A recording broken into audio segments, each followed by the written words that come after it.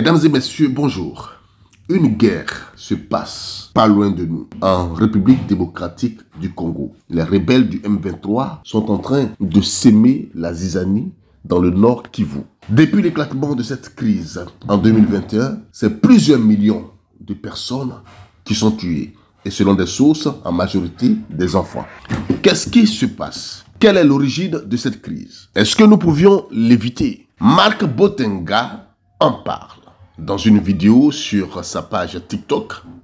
Marc Botenga, né le 29 décembre 1980 à Bruxelles, est un homme politique belge, membre du Parti du Travail de Belgique, PTB. Il est député européen depuis 2019, réélu en 2024 et siège au sein du groupe de la gauche unitaire européenne gauche verte nordique. Il revient sur les raisons profondes de cette crise et tout le business qui se passe en dessous. Si les dirigeants de ce monde veulent, la crise au Congo peut s'arrêter aujourd'hui.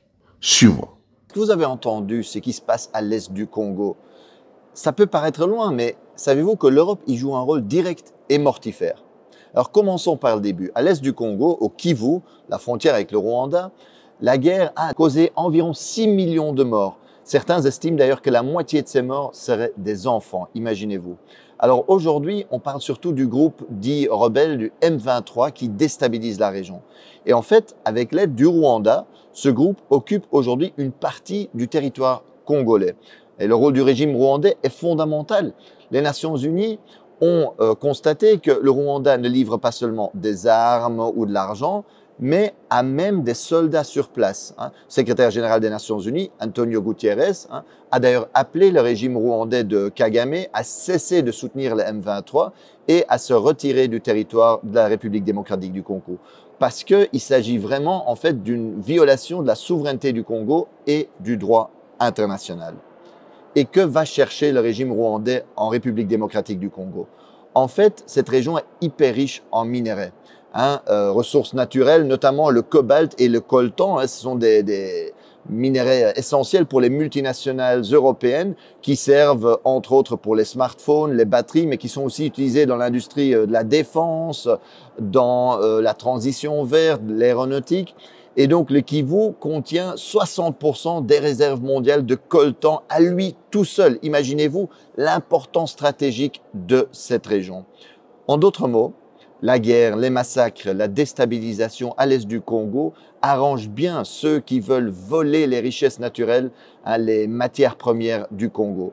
Et sans surprise, un groupe d'experts des Nations Unies a constaté qu'en 2023, le Rwanda a enregistré une hausse sans précédent de ses exportations de coltan, une augmentation de 50% par rapport à l'année précédente.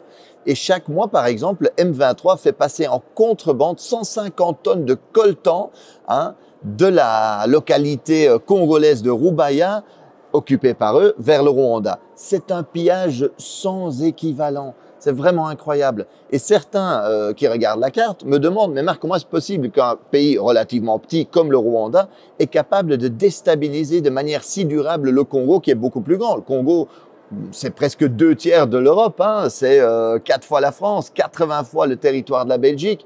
Ben c'est qu'évidemment, ce n'est pas que le Rwanda, ce n'est pas qu'une question entre Congo et Rwanda, c'est que le Rwanda reçoit le soutien de l'Occident, des États-Unis, mais aussi de l'Europe.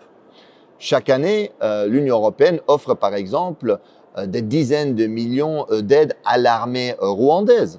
La Pologne a même promis toutes les armes, toutes les technologies militaires dont le régime aurait besoin. Et dans le cadre du programme Global Gateway, l'Europe a promis des investissements de 900 millions au Rwanda.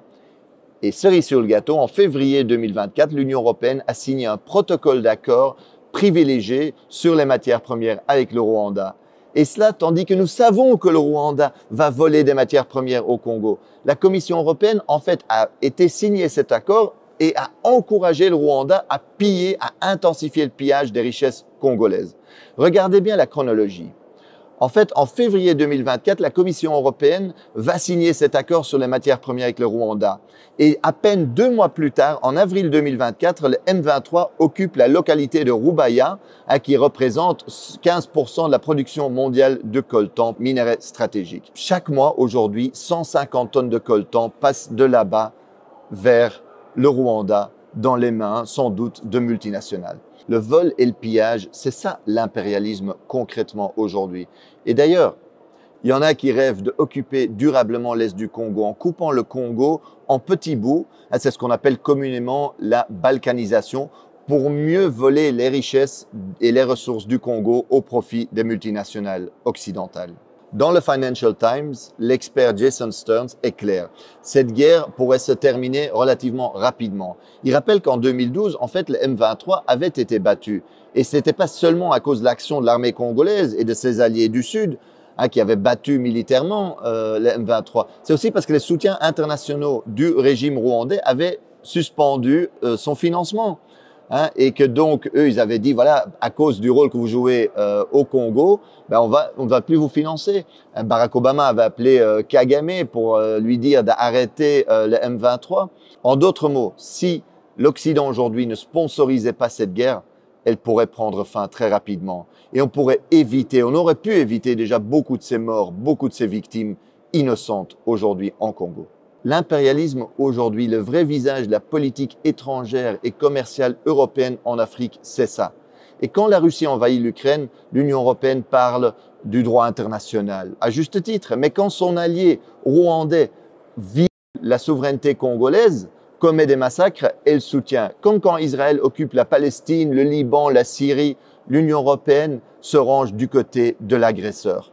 Alors aujourd'hui, faisons pression sur les dirigeants européens parce que ce n'est pas acceptable que l'Europe joue ce rôle-là. Alors il est possible aujourd'hui de faire pression, c'est nécessaire pour que l'Europe arrête sa complicité avec les crimes sur place. Alors envoyons un message à Ursula von der Leyen, présidente de la Commission européenne, ou à la ministre des Affaires étrangères de l'Union européenne, Kaja Kallas. Envoyez-leur un message par les réseaux sociaux, envoyez-leur cette vidéo-ci. Et en plus, mobilisez-vous dans la rue parce qu'il faut mettre la pression sur nos gouvernements aujourd'hui.